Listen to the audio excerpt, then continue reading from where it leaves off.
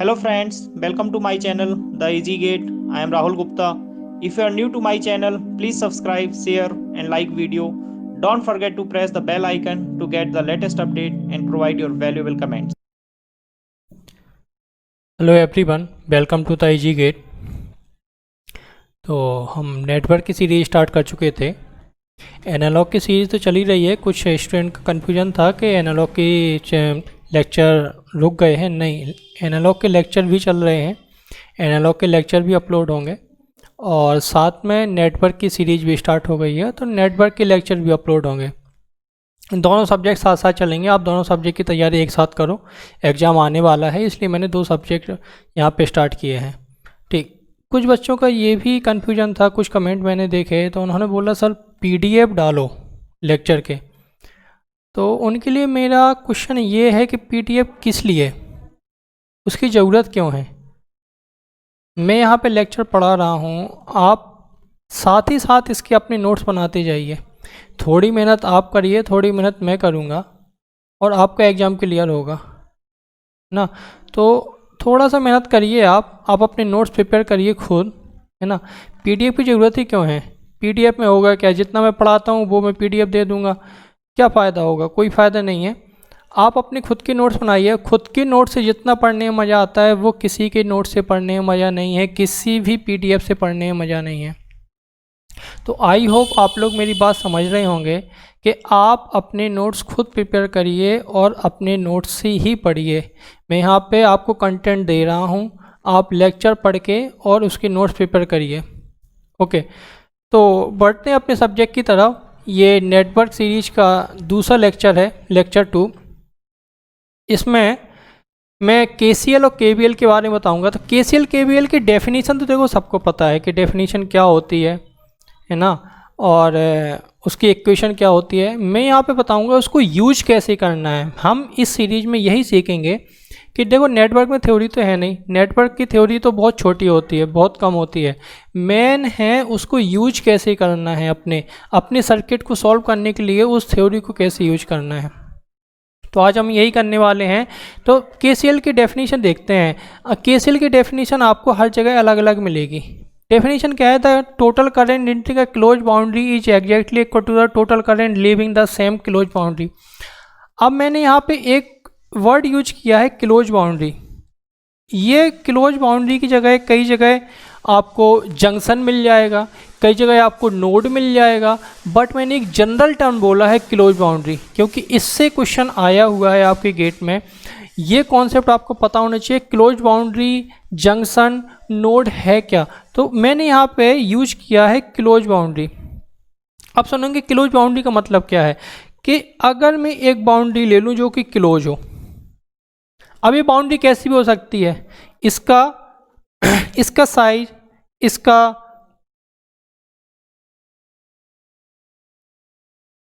कुछ भी हो सकता है।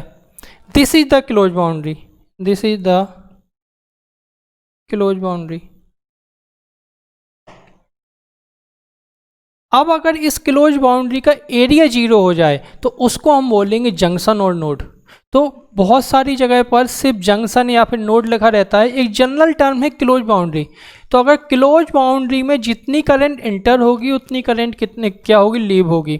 तो क्लोज बाउंड्री एक जनरल टर्म है। बस अगर क्लोज बाउंड्री का एरिया 0 हो जाए, अगर मैं इसका एरिया 0 कर दूं, एरिया इक्वल टू 0, तो यही क्या बन जाएगा, एक जंक्शन बन जाएगा या फिर यही एक नोड बन जाएगा। तो कई जगह आपको जंक्शन भी लिखा रहता है, कई जगह आपको नोड भी लिखा रहता है, बट मैंने यहाँ पर जनरल टर्म यूज किया है क्लोज बाउंड्री। तो आपको क्लोज बाउंड्री का कॉन्सेप्ट समझ में आना चाहिए, एक क्लोज बाउंड्री कैसी है। क्लोज बाउंड्री कुछ भी हो सकती है, उसका एरिया कुछ भी हो सकता है, उसका शेप कुछ भी हो सकता है। बस अगर एरिया 0 होता है तो वही क्या बन जाता है, नोड बन जाता है और जंक्शन बन जाता है। तो हमें अपने सब्जेक्ट में जनरली किससे प्ले करना है, इस नोड से या फिर जंक्शन से। हमें ये देखना है नोड या जंक्शन क्या है। बट क्लोज बाउंड्री एक आपका जनरल टर्म है जो आपका हर जगह यूज होगा, इससे क्वेश्चन भी आया हुआ है। तो मैं क्या करता हूँ, इसके एक क्वेश्चन के लिए अब आपको यूज कैसे करना है, कहाँ पे प्लस लेना है, कहाँ पे माइनस लेना है, क्योंकि प्लस माइनस की गलतियाँ अगर हो गई तो यहाँ पर क्वेश्चन गलत हो जाएगा। मेन है आपका साइन कन्वेंशन कैसा होना चाहिए। क्या हमें केसीएल में साइन कन्वेंशन की चिंता होनी चाहिए कि नहीं होनी चाहिए? होनी चाहिए। तो हमें किस किस चीज़ को दिमाग में रखना चाहिए देख लेते हैं ज़रा। और मान लेते हैं एक कोई नोड है या फिर जंक्शन है, यहाँ पर बहुत सारी ब्रांच मिल रही हैं, बहुत सारी ब्रांच मिल रही हैं लाइक दिस, बहुत सारी ब्रांच मिल रही हैं। मान लेते हैं कुछ ब्रांच में एंटर कर रही है। ये तो आप समझ सकते हो कि एरो की डायरेक्शन कैसी है। अगर एरो की डायरेक्शन अंदर की तरफ है मतलब वो इंटर कर रही है, अगर एरो की डायरेक्शन बाहर की तरफ है इसका मतलब वो लीव कर रही है। तो ये चीज़ आपको एरो से समझ में आ जाएगी कि उसमें करंट इंटर कर रही है या फिर लीव कर रही है।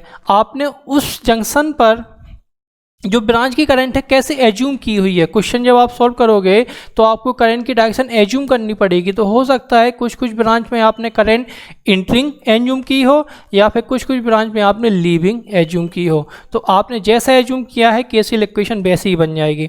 तो मैं यहाँ पर कुछ ब्रांच में करंट बना रहा हूँ I1, suppose this is I2, this is I3, this is I4, this is I5 and suppose this is I6। ध्यान देंगे।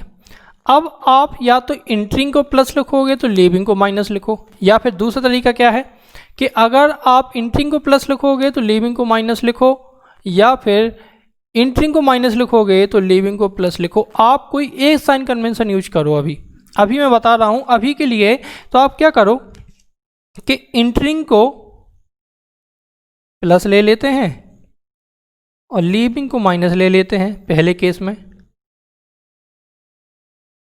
क्योंकि एलजेब्रिक का मतलब होता है साइन के साथ उसका एडिशन होना। एलजेब्रिक सम का मतलब होता है समेशन विद साइन, जो भी आपकी क्वांटिटी है वो साइन के साथ आएगी। तो इंटरिंग प्लस का मतलब है देखो कौन कौन सी इंटर कर रही है। I1 इंटर कर रही है, ठीक है। I2 एग्जिट कर रही है मतलब माइनस I2, I3 इंटर कर रही है प्लस I3, I4 इंटर कर रही है प्लस I4, I5 एग्जिट कर रही है माइनस I5, I6 एग्जिट कर रही है माइनस I6 इक्वल टू 0। तो यहाँ से इक्वेशन क्या बनेगी? इक्वेशन बनेगी I1 plus I3 plus I4 equal to I2 plus I5 plus I6।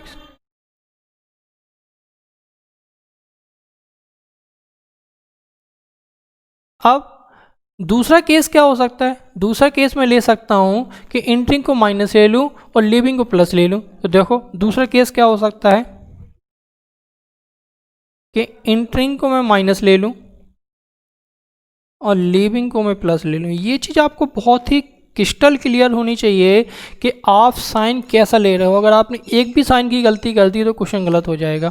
देखेंगे कि अब जो इंटर कर रही है उसको मैं माइनस लेता हूँ, minus I1 plus I2 minus I3 minus I4 plus I5 plus I6 equal to 0। तो यहाँ से आएगा I1 plus I3 plus I4 equal to I2 plus I5 plus I6। अगर आप ऑब्जर्व करो पहले वाली का रिजल्ट, ये रिजल्ट और ये रिजल्ट दोनों सेम है, दोनों सेम है। आप साइन कन्वेंशन चाहे जैसे ले लो, ये आपके ऊपर डिपेंड करता है आप साइन कन्वेंशन कैसा ले रहे हो। बट क्या भाई केसीएल में सच में साइन कन्वेंशन की ज़रूरत है? साइन कन्वेंशन की हमें टेंशन लेने की ज़रूरत है? अगर आप दोनों इक्वेशन को ऑब्जर्व करो, हमें एक रिजल्ट पता चल रहा है। क्या रिजल्ट पता चल रहा है कि किसी नोड पे जितनी करंट इंटर कर रही है उतनी करंट लीव कर रही है। तो अगर मैं केस बोलूँ, इसको पहला बोलूँ, इसको दूसरा बोलूँ, मैं तीसरी इक्वेशन ये निकाल रहा हूँ कि जितनी करंट इंटर करेगी summation of I enter equal to summation of I leave, उतनी करंट लीव करेगी। तो शायद ये इक्वेशन अपने लिए ज़्यादा सही है। हमें साइन कन्वेंशन की ज़रूरत ही नहीं है, हमें सोचना ही नहीं है कि किसको प्लस लें किसको माइनस लें। हमें क्या करना है कि लेफ्ट हैंड साइड में हमें जितनी करंट इंटर कर रही है उसका समीशन लिख दो, और राइट हैंड साइड में उनका समीशन लिख दो जो लीव कर रही है, और दोनों को बराबर कर दो। तो शायद हमें प्लस माइनस की अब ज़रूरत ही नहीं है कि किसको प्लस लें किसको माइनस लें। तो आप इन दोनों को दिमाग में रखो ही मत। अब ना इसको दिमाग में रखो ना इसको दिमाग में रखो। दिमाग में किसको रखना है? आपको सिर्फ ये चीज़ दिमाग में रखनी है कि जितनी करंट इंटर करेगी उतनी ही करंट लीव करेगी, ये चीज़ आपको ध्यान रखनी है। तो ये कॉन्सेप्ट था केसीएल का। केसीएल आपको सबको पता है केसीएल क्या होता है, बट उसको यूज कैसे करना है वो ये चीज़ है। साइन कन्वेंशन कैसे लेना है, साइन कन्वेंशन ऐसे लेना है कि आपको एक साइड में रखना है सारी सारी इंटर करंट और एक साइड में रखना है सारी सारी लीव करंट और दोनों को बराबर कर देना है। यही आपका केसीएल है, इसी से क्वेश्चन सॉल्व होने हैं। तो हम केवीएल और देख लेते हैं, उसके बाद क्वेश्चन सॉल्व करेंगे।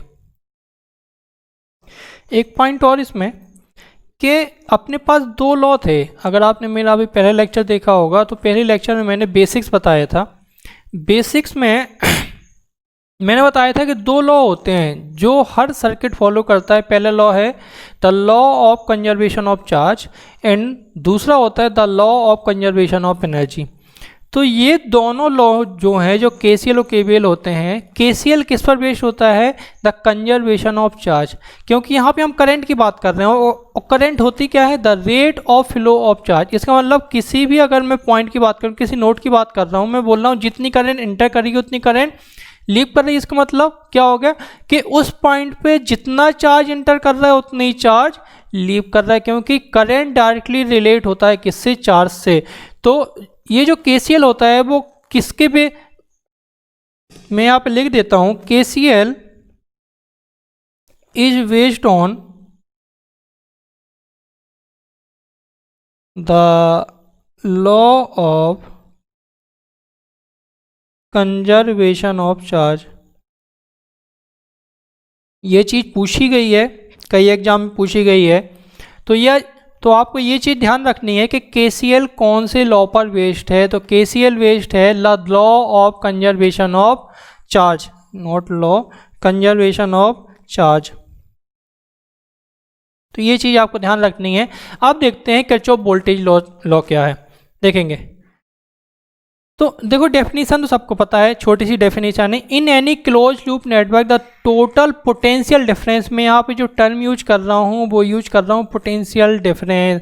आपको बहुत जगह मिलेगा वोल्टेज। तो बेसिकली वोल्टेज और पोटेंशियल डिफरेंस है तो सेम, बट थोड़ा सा डिफरेंस है। अगर आपने मेरा पहला लेक्चर देखा होगा तो वहाँ पे मैंने क्लियर किया था कि वोल्टेज एग्जिस्ट ही नहीं करता है, वोल्टेज का मतलब ही होता है पोटेंशियल डिफरेंस। वोल्टेज का कोई मतलब नहीं है, हमेशा पोटेंशियल डिफरेंस, हमेशा वोल्टेज आपका दो पॉइंट के बीच में डिफाइन होता है। आपको दूसरा पॉइंट, रेफरेंस पॉइंट पता होना चाहिए। तो मैं यहाँ पे वर्ड यूज कर रहा हूँ पोटेंशियल डिफरेंस। तो मैंने लिखा है in any close loop network the total potential difference around the close loop is equal to the sum of all the potential difference within the same loop which is also equal to 0।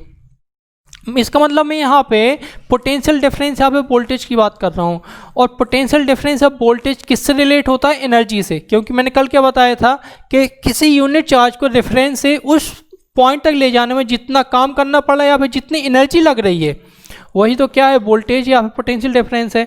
तो basically voltage किससे relate होता है, energy से। तो ये जो law हो जाएगा ये किस पर बेस्ड हो जाएगा, the law of conservation of energy. तो मैं यहाँ पे एक पॉइंट और ऐड कर रहा हूं, दिस लॉ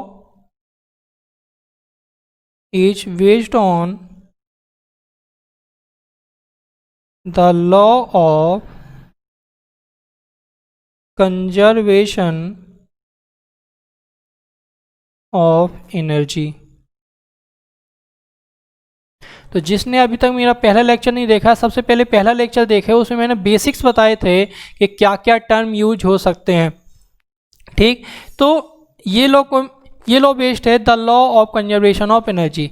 ये तो होगी डेफिनेशन। अब मेन है इसका साइन कन्वेंशन, इसको यूज कैसे करना है, ये सबसे ज़्यादा इम्पोर्टेंट है।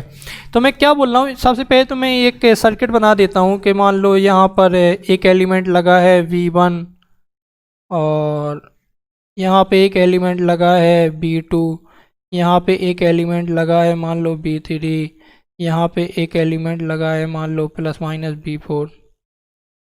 अब सुनेंगे आपको साइन कन्वेंशन लेना कैसे है।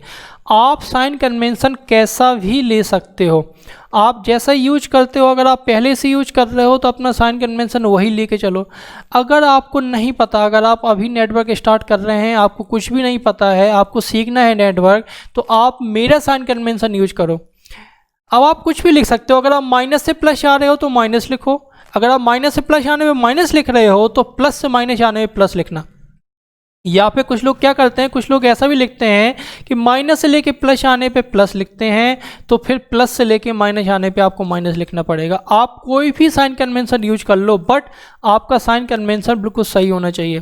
तो जिसको अपना साइन कन्वेंशन पता है वो अपना साइन कन्वेंशन यूज करे, कोई प्रॉब्लम नहीं है, आपके आंसर सेम आएंगे। बट जो नेटवर्क अभी सीख रहे हैं, जो अभी इनिशियल स्टेज में है, वो मेरा साइन कन्वेंशन यूज करें। मैं क्या करता हूँ कि सबसे पहले आपको उस क्लोज पाथ में करंट की डायरेक्शन एज्यूम करनी पड़ेगी।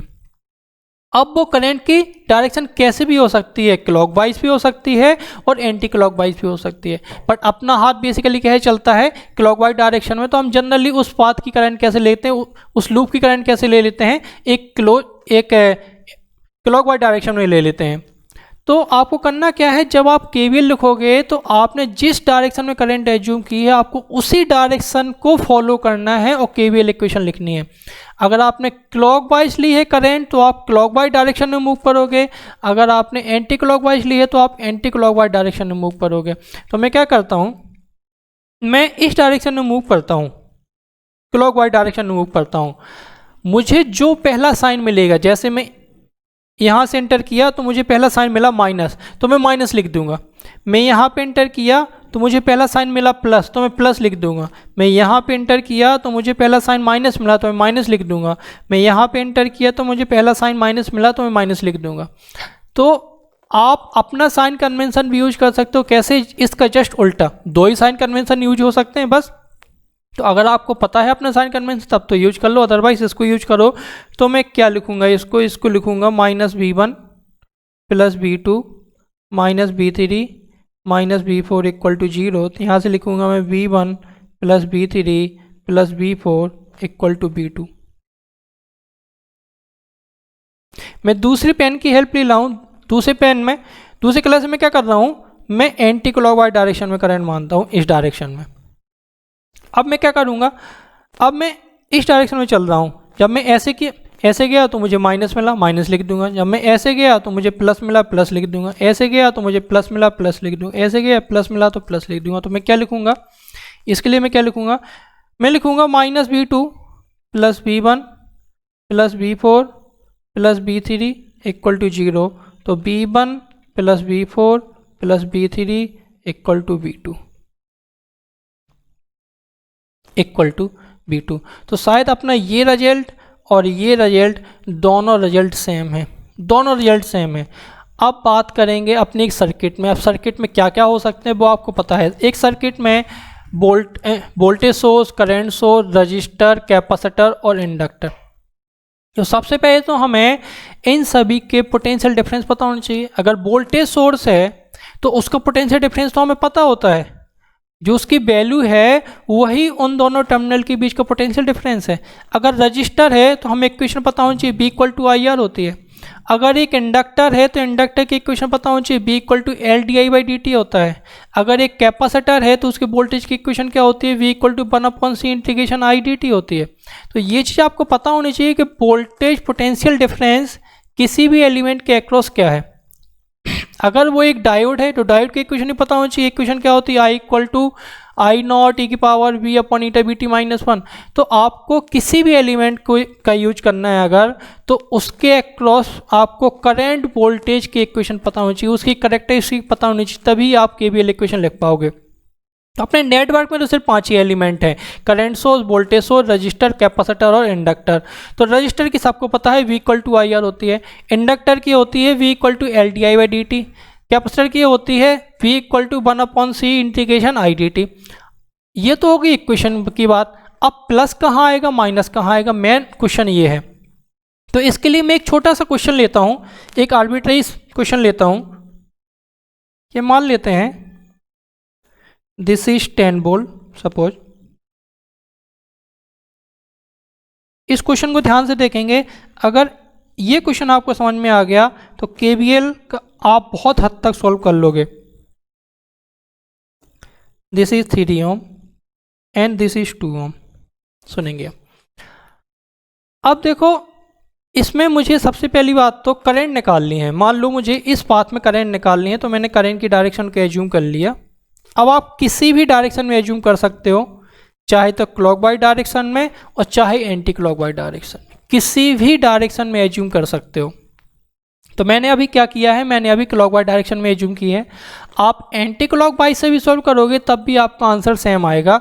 अंतर कहाँ पड़ेगा कि अगर क्लॉकवाइज में प्लस में आंसर आएगा तो एंटी क्लॉकवाइज में माइनस में आंसर आएगा। वो तो आपको पहले लेक्चर मैंने बता दिया था कि उसका मतलब क्या है माइनस का। माइनस का मतलब है एक्चुअल डायरेक्शन कैसी है, उसकी उल्टी है जैसी आपने एज्यूम की है। तो अभी मैंने अगर क्लॉकवाइज डायरेक्शन एज्यूम की है, इसमें अगर पॉजिटिव आएगी तो एंटी क्लॉकवाइज में नेगेटिव ही आनी है, ये तो श्योर है। अब मैं इसको सॉल्व करता हूँ, तो क्या लिखूंगा मैं इक्वेशन, आप सुनेंगे। अब इसमें अभी बेसिकली सिर्फ आपके दो ही एलिमेंट है, वोल्टेज सोर्स है और रजिस्टर है। तो वोल्टेज सोर्स के लिए तो अपने पास पोलैरिटी है कि कहाँ प्लस है कहाँ माइनस है। तो मैंने क्या किया, जब मैं इस डायरेक्शन में चला तो सबसे पहले मैंने यहाँ पे एंटर किया और मैंने लिख दिया -10। जब मैं रजिस्टर में पहुँचा तो अभी मुझे रजिस्टर में पोलैरिटी पता नहीं है, अभी मुझे रजिस्टर में पोलैरिटी पता नहीं है, बट हमने करंट एज्यूम कर ली है। करंट हमने किस डायरेक्शन में एज्यूम की है, करंट हमने इस डायरेक्शन में एज्यूम की है। और हमें इतना पता है करंट हमेशा higher potential to lower potential flow होती है। इसका मतलब अपना जो अजम्पशन है, अपना अजम्पशन ऐसा है कि यहाँ प्लस होने चाहिए, यहाँ माइनस होने चाहिए। अपना अजम्पशन यही कहता है कि यहाँ प्लस होने चाहिए, यहाँ माइनस होने चाहिए।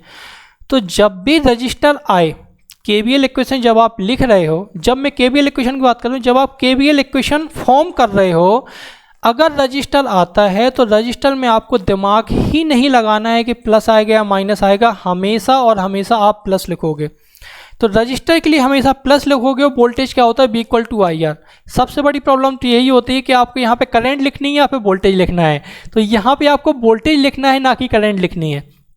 तो आप क्या लिखोगे, आप यहाँ पे लिखोगे V = IR, मतलब करंट इंटू रजिस्टेंस। तो रजिस्टेंस तो है 3 और करंट कितनी फ्लो हो रही है, I। और हमेशा क्या लिखना है, हमेशा यहाँ पे प्लस लिखना है, यहाँ पे आपको दिमाग लगाना ही नहीं है। जब आप केवीएल इक्वेशन फॉर्म कर रहे हो तो यहाँ पे आपको हमेशा प्लस लिखना है रजिस्टर के लिए, प्लस प्लस। अब इसके लिए क्या लिखोगे, जब आप यहाँ पे एंटर कर रहे हो प्लस से लेके माइनस तक, तो आप लिखोगे +5।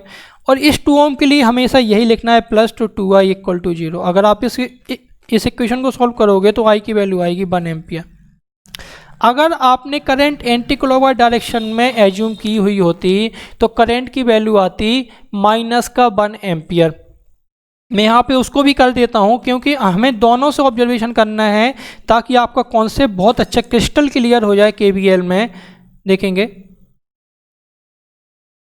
और मैं इनको नाम दे दूंगा केस 1 और केस 2, और दोनों से ऑब्जर्व करेंगे सर्किट को। This is 3 ohm, this is 2 ohm. अब मैं क्या करता हूँ, अब मैं डायरेक्शन ले लेता हूँ एंटी क्लॉकवाइज डायरेक्शन I, इस डायरेक्शन में क्या लिखेंगे, जब माइनस से प्लस गया मैं तो -5।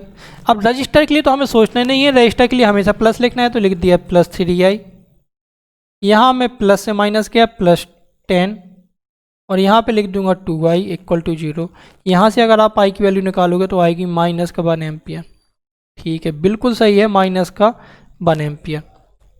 अब सुनेंगे, अगर वो पूछता है, अगर उसने पूछा कि मुझे +-V1 बताओ और +-V2 बताओ कितना होगा, ये उसने क्वेश्चन में पूछा है।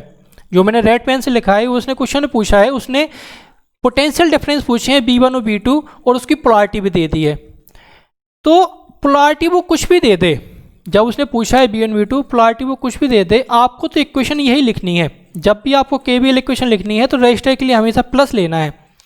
फिर जब आप V1 V2 के लिए इक्वेशन लिखोगे तब आपको ध्यान रखना है कि कहाँ प्लस आएगा कहाँ माइनस आएगा। ध्यान से देखेंगे, जब आप V1 को ऑब्जर्व करो, V1 को पहले केस में दिस इज केस 1, मैं बोल देता हूँ this is case 1, this is case 2। आप V1 को ऑब्जर्व करो, V1 में करंट प्लस से एंटर कर रही है। देखो जो करंट है वो इस डायरेक्शन से आ रही है और प्लस से एंटर कर रही है। तो जिस डायरेक्शन जो साइन आपको पहले मिले आपको वही लिख देना है। तो यहाँ पे V1 के इक्वेशन का लिखूंगा, V1 = लिखूंगा सिंपल 3 × I। तो आई की वैल्यू है 1, तो 3 इंटू 1 इक्वल टू 3 वोल्ट हो गया, ठीक है। अब B2 के क्वेश्चन क्या लिखोगे, जब आप देख रहे हो करंट जो आपने एज्यूम की है वो माइनस से एंटर कर रही है, तो आप क्या लिखोगे, B2 इक्वल टू माइनस का 2 इंटू आई, तो माइनस का 2 इंटू 1 इक्वल टू माइनस का 2 वोल्ट। ये चीज़ आपको ध्यान रखनी है। अगर आपने यहीं पे गलती कर दी प्लस माइनस की, तो आपका क्वेश्चन गलत हो जाएगा। पहले आपको क्या करना है, पहले आपको केवीएल इक्वेशन को फॉर्म कर लेना है, वहाँ से करंट की वैल्यू निकाल लेनी है, फिर जो पूछा गया है, जो उसने पूछा है B1 B2, फिर उसकी आप पोलैरिटी देखो। अगर उसकी पोलैरिटी के प्लस से करंट इंटर कर रही है तो आप प्लस लिखोगे, और माइनस से इंटर कर रही है तो आप माइनस लिखोगे। सिमिलरली अगर सेकेंड केस की बात करूँ, तो उसने फिर से वही सेम क्वेश्चन है, ये B1 है और ये B2 है। देखो आपकी आंसर सेम आएंगे। कैसे, जब आप B1 के लिए देखो तो B1 में क्या हो रहा है, अब करंट इस डायरेक्शन से इंटर कर रही है, माइनस से इंटर कर रही है, तो V1 इक्वल टू क्या लिखोगे केस 2 के लिए, ये लिखोगे माइनस का 3 इंटू आई। बट आई की वैल्यू कैसी है, आई की वैल्यू है -1, आई की वैल्यू है -1। अब आप क्या लिखोगे, -3 इंटू -1 इक्वल टू 3 वोल्ट। शायद आंसर सेम आए दोनों केस में। बस आपको ध्यान क्या रखना है, आपको थोड़ा सा साइन का ध्यान रखना है, आपके आंसर सेम आएंगे। सिमिलरली अगर मैं B2 इक्वल टू लिखूँ तो क्या लिखूंगा, B2 में देखो करंट प्लस से इंटर कर रही है, अब जब प्लस से इंटर कर रही है तो मैं B2 इक्वल टू लिखूंगा 2 इंटू आई, बट आई की वैल्यू कितनी है, -1 इक्वल टू माइनस का 2 वोल्ट। आपके आंसर दोनों केस में सेम आए हैं, 3 वोल्ट और -2 वोल्ट। ये चीज़ आपको ध्यान रखनी है। मैं इसको और थोड़ा कंक्लूड कर देता हूँ। मैं 2 रजिस्टर बनाता हूँ, एक रजिस्टर R यहाँ है, रजिस्टर R यहाँ है।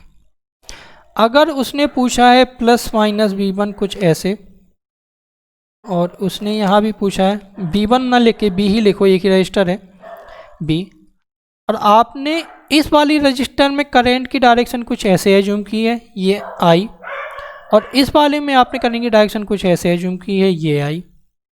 तो अब आप इसके लिए क्या लिखोगे, इसके लिए V इक्वल टू लिखोगे माइनस का I इंटू R, बल्कि यहाँ पे लिखोगे V equal to I into R। ये चीज़ आपको ध्यान रखनी है, यही मेन कॉन्सेप्ट है KVL का। अगर आपने ये कॉन्सेप्ट जान लिया तो आपके KVL के क्वेश्चन कभी भी गलत नहीं हो। KVL क्या, नेटवर्क में कोई भी क्वेश्चन आपका गलत नहीं होगा। अगर आपने ये छोटी छोटी चीज़ें जान ली, बेसिक जान लिया, तो आपका नेटवर्क में एक भी क्वेश्चन गलत नहीं होगा। सिमिलरली अगर मैं इंडक्टर और कैपेसिटर की बात करूं तो उसके लिए भी सेम होता है, यही सेम चीज़ होती है। अगर मैं इंडक्टर की बात करूं तो इंडक्टर अगर मान लो कुछ ऐसा है, और इसके अक्रॉस वोल्टेज भी है और करंट आई है, और एक इंडक्टर है L, ये प्लस माइनस B है, और ये करंट आई है। अगर प्लस से इंटर करें तो आप लिखोगे V equal to L di/dt, बिल्कुल सही है। यहाँ पे आपको लिखना पड़ेगा L equal to minus L di/dt। अगर आपने माइनस का साइन छोड़ दिया तो आपका आंसर गलत हो जाएगा। तो जब आपकी करंट प्लस से इंटर कर रही होती है, आप इक्वेशन लिखते हो B equal to L di/dt, ये शो करता है कि इंडक्टर चार्ज हो रहा है। जब करंट आपकी माइनस से इंटर कर रही होती तो आप लिखते हो B equal to minus L di/dt, ये शो करता है कि आपका इंडक्टर डिस्चार्ज हो रहा है। तो बेसिकली यहाँ पे इंडक्टर चार्ज हो रहा है और यहाँ पे इंडक्टर डिस्चार्ज हो रहा है। तो जब आप डिस्चार्जिंग की इक्वेशन लिखते हो तो आपको माइनस साइन लगाना बहुत ज़रूरी हो जाता है। सेम कैपेसिटर के लिए होता है। कैपेसिटर के लिए क्या होगा, ये C है, इसके अक्रॉस वोल्टेज भी है, यहाँ पे करंट इस डायरेक्शन में है, यहाँ पे करंट इस डायरेक्शन में। यहाँ पे आप लिखोगे V equal to 1/c integration of IDT, बल्कि यहाँ पे लिखोगे माइनस का 1/c इंटीग्रेशन ऑफ IDT। आपको प्लस माइनस का ध्यान रखना है। अगर आपने प्लस माइनस छोड़ दिया तो आपका क्वेश्चन गलत हो जाएगा। तो KVL का मेन कॉन्सेप्ट यही है। KVL की डेफिनेशन आपको पता है क्या होती है क्या नहीं होती, बट उसको यूज कैसे करना है, उसका साइन कन्वेंशन क्या है, मेन चीज़ होती है आपकी ये। तो आई होप आपको ये साइन कन्वेंशन समझ में आया होगा। इसके कुछ क्वेश्चन देख लेते हैं आज की ही क्लास में। देखते हैं क्वेश्चन। क्वेश्चन है ये, the two electrical network N1 and N2 are connected through 3 resistance as shown in the figure. The voltage across 3 ohm resistor will be। ये क्वेश्चन बहुत ज़्यादा इंपॉर्टेंट था। इस क्वेश्चन में कन्फ्यूजन बहुत था कि देखो 3 रेजिस्टेंस लगे हैं, क्या ये तीनों रेजिस्टेंस पैरेलल हैं? नहीं। पहला क्वेश्चन तो यही है, क्या ये पैरेलल हैं? तो आंसर है नहीं, ये तीनों रेजिस्टेंस पैरेलल नहीं है। अगर तीनों रेजिस्टेंस पैरेलल होते तो क्या 2 ohm resistance and 1 ohm resistance के अक्रॉस जो वोल्टेज दिया है क्या वो सेम है? नहीं, ये वोल्टेज सेम नहीं है। इसका मतलब ये रेजिस्टेंस पैरेलल में तो नहीं है। बिल्कुल क्लियर हो गया, पैरेलल में नहीं है। ठीक, अगर पैरेलल में नहीं है तो है क्या? ये 2 नेटवर्क हैं, 3 रेजिस्टेंस से जुड़े हुए हैं। तो बेसिकली आप ऐसे मान लो कि आपके 2 घर हैं और दोनों घर आपके 3 रेजिस्टेंस से जुड़े हुए हैं। पहली रेजिस्टेंस की वैल्यू है 2 ओम, दूसरी रेजिस्टेंस की वैल्यू है 1 ओम और तीसरी रेजिस्टेंस की वैल्यू है 3 ओम। हमें 3 ओम के अक्रॉस क्या निकालना है? हमें वोल्टेज निकालना है V। अब क्वेश्चन पूछा है V, मतलब V तो हमें अननोन है।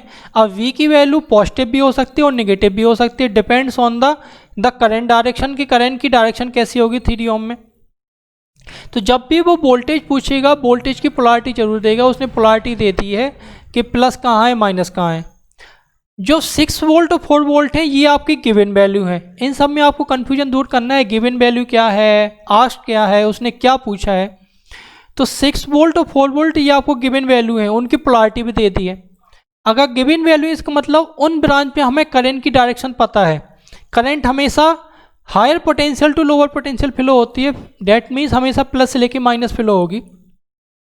तो जो 2 ओम में करंट की डायरेक्शन होगी वो कुछ इस डायरेक्शन में होगी, आप देख पा रहे हो, क्योंकि प्लस कहाँ है? इस साइड है और माइनस इस साइड है। तो करंट प्लस आपका यहाँ है, माइनस यहाँ है, तो आपकी करंट की डायरेक्शन कैसी होगी? इस डायरेक्शन में होगी। सिमिलरली अगर मैं बोलूँ कि इस 1 ओम रेजिस्टेंस में कितनी करंट होगी और किस डायरेक्शन में होगी, तो वो इस डायरेक्शन में होगी करंट। अब 2 ओम में कितनी करंट होगी? तो वोल्टेज पता है, रेजिस्टेंस पता है, करंट निकाल सकते हो B इक्वल टू IR से। 6 वोल्ट है, 2 ओम का रेजिस्टेंस है, तो यहाँ पर 3 एम्पियर की करंट होगी। 1 ओम में कितनी करंट होगी? 4 एम्पियर की करंट होगी और हमें डायरेक्शन भी पता है। अब देखो N1 से हमें 2 करंट पता है जो कि जा रही हैं, 3 एम्पियर और 4 एम्पियर। तो इतनी ही करंट उससे लौट रही होगी। तो बेसिकली N1 और N2 कैसे काम करेंगे? 2 क्लोज बाउंड्री की तरह काम करेंगे, जो मैंने आपको KCL में सबसे पहले बताया कि N1 N2 आपके 2 क्लोज बाउंड्री की तरह काम करेंगे। और दोनों क्लोज बाउंड्री को हमने किससे जोड़ रखा है? दोनों क्लोज बाउंड्री को हमने जोड़ रखा है किससे? 3 रेजिस्टेंस से जोड़ रखा है। तो 2 ब्रांच में तो करंट क्या हो रही है? इस डायरेक्शन में, that means from left to right है। और एक ब्रांच में करंट की डायरेक्शन कैसे होगी? वहीं से तो करंट का क्या होगी? आएगी, डेट मीन्स इस डायरेक्शन में होगी करंट। और कितनी होगी? केसीएल कहता है जितनी करंट इंटर करेगी उतनी करंट एग्जिट करेगी। तो N2 में देखो 2 करंट इंटर कर रही है, 3 और 4, तो एक करंट होगी जो कि 7 एम्पियर एग्जिट करेगी इस डायरेक्शन में। अब मुझे निकालना है V। तो अभी मैंने बताया आपको वोल्टेज की इक्वेशन कैसे लिखनी है। V इक्वल टू, आप ऑब्जर्व करो जो करंट है वो माइनस से एंटर कर रही है, तो आप लिखोगे माइनस का 3 इंटू 7, डेट मीन्स माइनस का 21 वोल्ट। तो इसका आंसर होगा माइनस का 21 वोल्ट।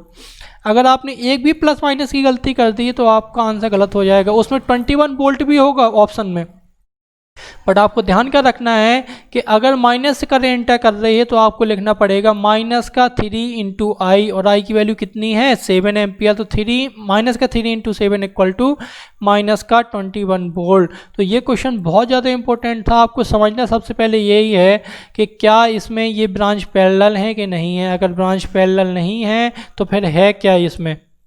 N1 N2 हैं क्या फिर? तो वो बेसिकली एक क्लोज बाउंड्री है। और क्लोज बाउंड्री मैंने आपको पहले डिस्कस किया हुआ है कि क्लोज बाउंड्री में जितनी करंट एंटर होगी उतनी करंट एग्जिट होगी। तो आई होप आपको KCL और KVL का कॉन्सेप्ट क्लियर हुआ होगा आज के लेक्चर से।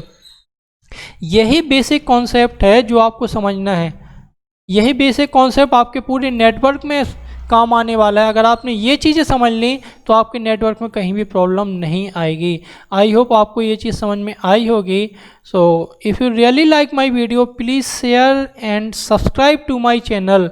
और प्लीज़ अपने फ्रेंड्स को बताइए कि यहाँ पे नेटवर्क स्टार्ट हो चुका है ताकि वो भी इसका फ़ायदा ले सकें। सो नेक्स्ट क्लास में इसके और क्वेश्चन करते हैं, थोड़ा और डीप में घुसेंगे, इसके और क्वेश्चन करेंगे KCL KVL के। नोडल मैथ्स को लेकर आऊँगा मैं।